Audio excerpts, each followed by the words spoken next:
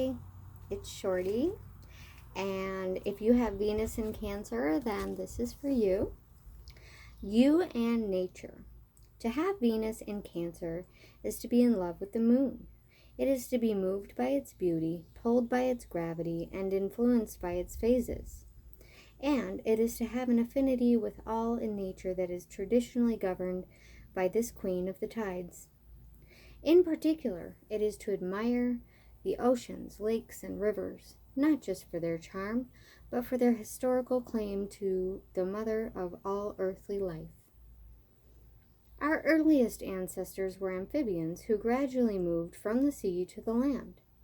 Some species, such as frogs, newts, and crabs, who symbolize your Venus sign, still need to keep in contact with their place of origin.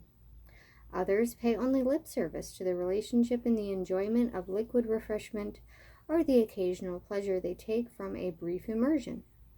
However, rather like the conscientious member of a large family who takes on the duty of calling to remind everyone that it's nearly Mom's birthday, people with Venus in Cancer are somehow cosmically required to remember on behalf of the entire human race what debt we owe to the H2O.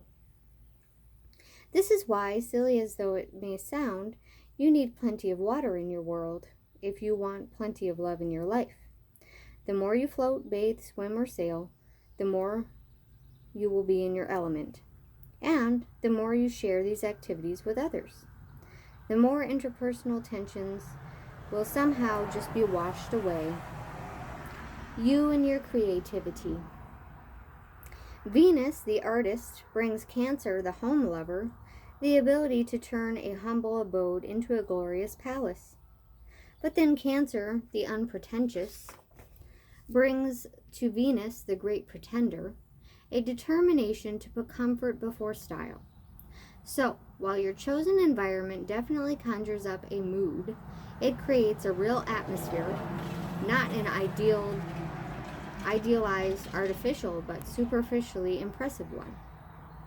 Much the same balancing process takes place wherever you seek to express your creative skills. You are a creature first and foremost of honesty, integrity, and intuition. You'd far rather take a chance on the truth than have a safe bet on a piece of deceit. So, the cheap success that certain other people seem to get in life rarely comes your way. Your artistic, horticultural, healing, and people skills either get recognized for the valuable rarities they truly are, or are taken for granted, which it is matters little to you. Your interest is in doing what's right for the best of your ability and letting that satisfaction be its own reward. It is only when pursuing success on behalf of others or in connection with some heartfelt cause that you feel inspired to be pushy. You cannot bear to stand and watch others be ill-treated. So, when you see someone getting a raw deal, you seek ways to champion their cause, relieve their suffering, or rescue them from their predicament. In aid of some official charity or as part of a private campaign to help a friend, you will perform feats of creative genius that no amount of financial incentive alone could ever spur on you to do. All of this is admirable and worthy, except that sometimes you will deny yourself the opportunity to which you are fully entitled simply because you don't feel you should have it while others are suffering. Next time this syndrome crops up, think about how much more you might be able to do for others if you were in a position of greater power. You and romance. You have Venus in Cancer. It is to have an insatiable appetite for reassurance. You yearn to be loved, wanted, even needed. This may sound like a description of someone suffering from inner weakness, but it is actually the reason for your phenomenal strength. So anxious are you not to feel rejected that you think very carefully before ever putting your heart in a vulnerable position. Someone else with similar reservations might be destined to spend their life hiding behind a barrier of non-communication.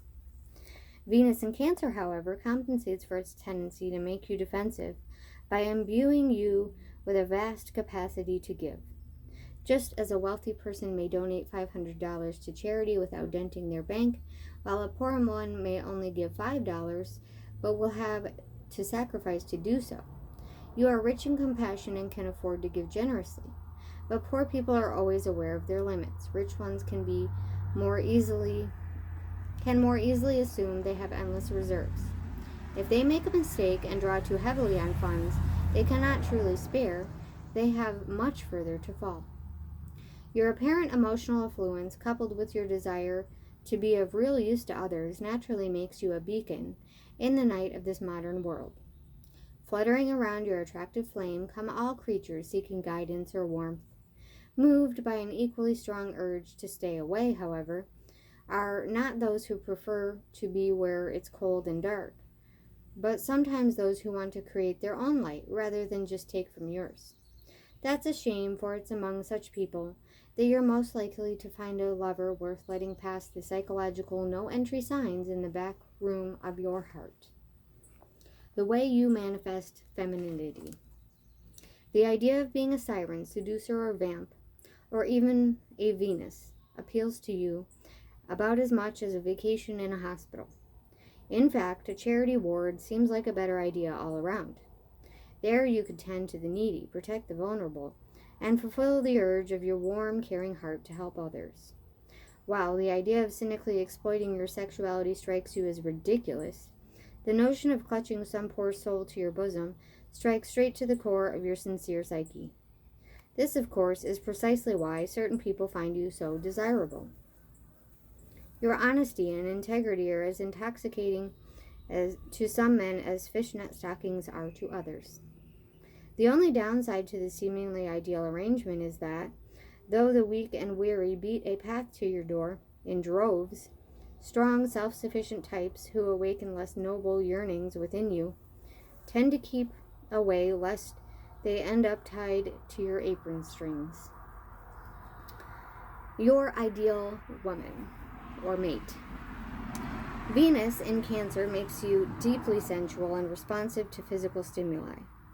But while most men dream of drowning in a mysterious haze of some exotically perfumed lover, you drool over the aroma of a home-baked pie.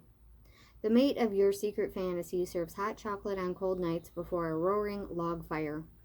They take genuine interest in your work, sympathize with your problems, and even act fascinated when you talk about sports. Heaven is no higher or distant than a giant train set in the basement, the tracks of which are being lovingly tended by your smiling soulmate, eagerly clutching a can of engine oil. For while you may make yourself out to be a macho, you're a purring, domesticated pussycat. One of the only things that turns you on more than the idea of a woman who's happy when you're happy as a chance to provide an understanding of the precise technique for making her or them happy indeed. So that's what I have for you, all of you out there with Venus in Cancer. I hope that you found this helpful, and I want you all to know that I love you.